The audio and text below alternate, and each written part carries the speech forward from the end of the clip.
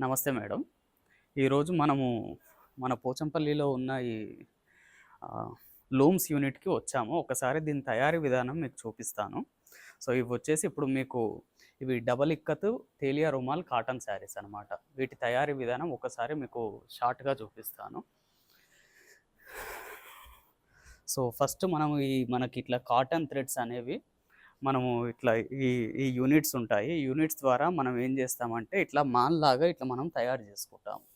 చేసుకొని దీనిపైన స్కెచింగ్ ఏస్తాము. ఒకసారి మీరు క్లోజ్‌గా అబ్జర్వ్ చేస్తే దీని మీద ఆల్రెడీ మార్కింగ్ జరిగింది. సో, ఇది పోచంపల్లి డిజైన్ మార్కింగ్ జరిగింది. జరిగిన తర్వాత మనం ఏం చేస్తామంటే నెక్స్ట్ ఇలా ఇలా మనం రబ్బరింగ్ చేస్తామన్నమాట. సో, ఈ రబ్బరింగ్ డిజైన్స్ మనం ఇంతకుముందు వేసుకున్నాం కదా! వేసుకున్న వాటికి ఇలా రబ్బరింగ్ చేస్తాము.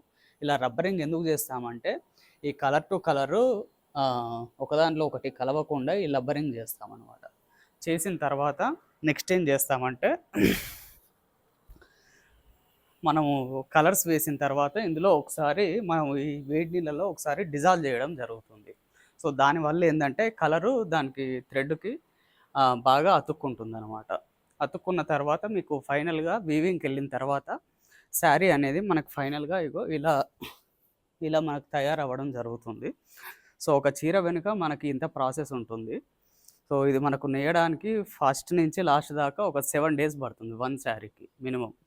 సో, ఒకసారి మీకు అవగాహన కోసం ఇది చూపిస్తున్నాను. Thank you.